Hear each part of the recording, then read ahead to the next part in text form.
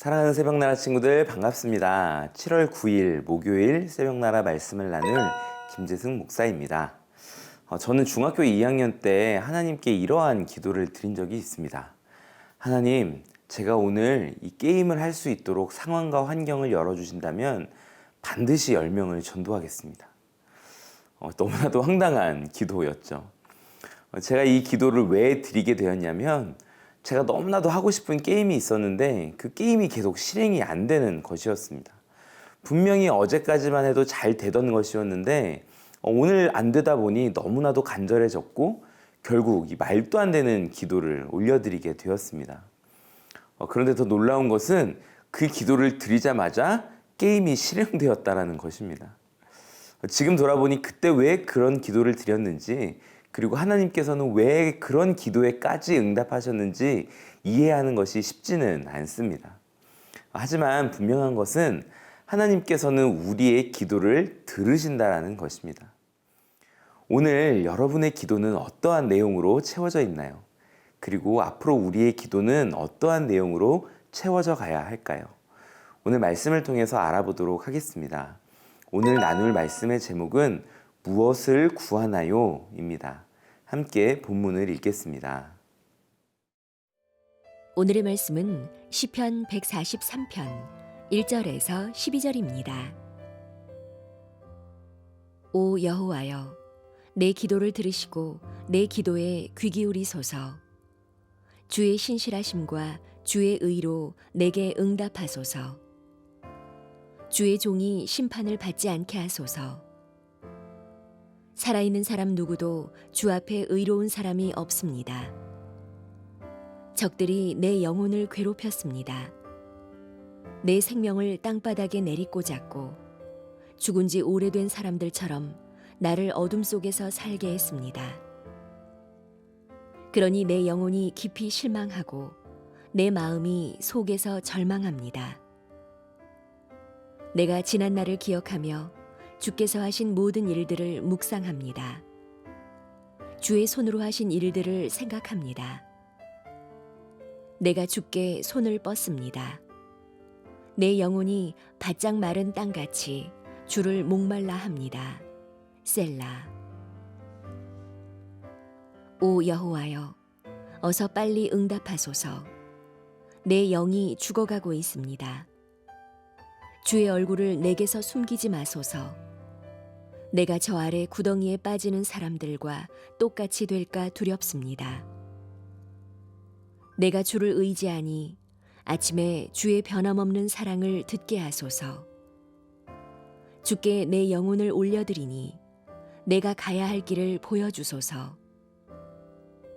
오 여호와여, 내 적들에게서 나를 구하소서. 내가 주께로 피해 숨습니다.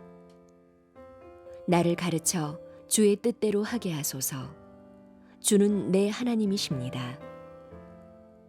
주의 영은 선하십니다. 나를 평탄한 땅으로 인도하소서. 오 여호와여, 주의 이름 때문에라도 나를 되살리소서. 주의 의로우심 때문에라도 내 영혼을 고통에서 건져내소서. 주의 변함없는 사랑으로 내 적들을 끊어버리시고 내 영혼을 해치는 모든 사람들을 멸망시키소서. 나는 주의 종입니다. 오늘 본문 시편 143편은 어제 본문이었던 142편과 동일하게 다윗의 시, 다윗의 맞쓰길, 다윗이 굴에 있을 때 한 기도라는 표제가 붙어 있습니다. 쉽게 생각하면 어제 본문과 오늘의 본문은 이 동일한 선상에 놓여 있다는 것을 알 수 있는데요. 이 어둡고 암울한 아둘람 동굴 안에 숨어 있는 다윗, 그 다윗은 과연 어떤 기도를 드리고 있었을까요? 3절과 4절 말씀을 읽도록 하겠습니다.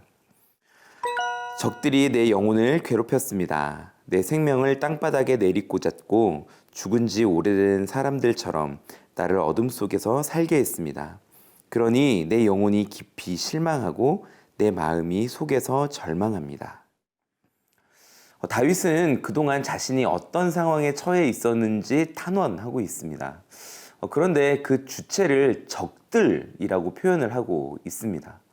마치 지금 자신이 처한 상황을 누군가의 탓으로 돌리는 것처럼 보여지기도 하는데요. 다윗의 고통이 얼마나 극심했으면 이러한 기도를 하나님께 드리고 있었을까요?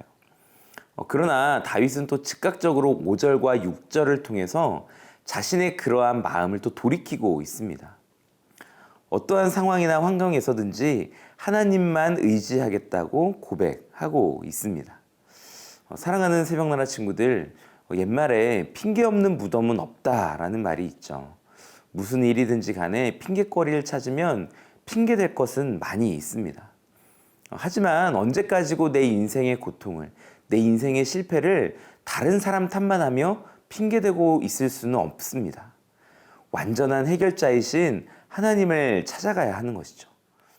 여러분들의 삶의 상황 속에서 도저히 해결할 수 없는 어려움들이 있다면 이런저런 핑계거리를 찾지 않으시길 바랍니다.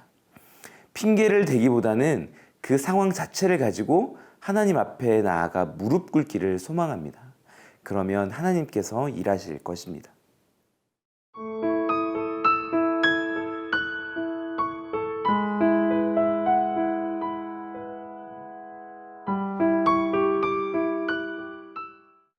다윗은 계속해서 하나님께 기도를 드리고 있습니다. 그런데 그 기도의 내용을 보면 마치 다윗이 하나님께 기도의 응답을 재촉하는 것처럼 보이기도 하는데요.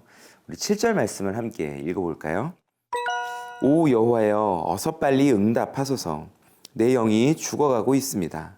주의 얼굴을 내게서 숨기지 마소서. 내가 저 아래 구덩이에 빠지는 사람들과 똑같이 될까 두렵습니다. 아멘. 다윗은 지금 하나님을 향하여 어서 빨리 응답하소서라고 이야기합니다. 현재 다윗의 상황이 너무나도 어렵고 힘들다는 것을 반증하는 장면이기도 하죠. 그러나 하나님의 기도의 응답은 우리가 기도하는 대로만, 우리가 원하는 대로만 이루어지지는 않습니다. 이 목사님이 신학교를 다닐 때 이 기도 응답의 5가지 유형에 대해서 배운 적이 있는데요. 그 내용은 이러한 것입니다. 기도 응답의 5가지 유형은 첫 번째는 yes, 두 번째는 no, 세 번째는 wait, 네 번째는 change, 다섯 번째는 not your business입니다. 하나님께서 우리의 기도에 즉각 yes로 응답하실 때도 있지만 우리의 기도에 no라고 거부하실 때도 있는 것입니다. 때로는 아직 때가 아니니 wait, 잠시 기다리라고 응답하실 때도 있고 어떤 때는 기도의 내용을 바꾸라고 change, 기도의 내용을 바꾸기를 요구하시기도 합니다. 마지막은 하나님의 손에 완전히 맡기라, not your business입니다. 다윗은 하나님을 향해 간절히 다급하게 어서 빨리 응답해 달라고 기도했으나 다윗은 아둘람 동굴을 포함해서 광야에서 무려 10년이라는 시간을 보내게 됩니다. 때로는 우리의 기도를 바꾸어서 모든 것을 내려놓고 하나님의 뜻을 온전히 붙들어야 할 줄 믿습니다. 기도하겠습니다. 사랑과 은혜의 하나님, 오늘 시편 말씀을 통해서 인생의 가장 힘들고 어려운 순간에 다윗이 드렸던 그 기도를 우리가 묵상하였습니다. 때로는 우리의 기도가 나의 만족과 유익을 위하여 드리는 기도일 수 있지만 하나님의 기도의 응답은 우리의 뜻과는 다를 수 있음을 우리가 알고 그 하나님의 응답하심에 우리의 귀를 열고 우리의 마음을 열고 순종할 수 있는 새벽나라 친구들 될 수 있도록 함께하여 주시옵소서. 예수님의 이름으로 기도합니다. 아멘.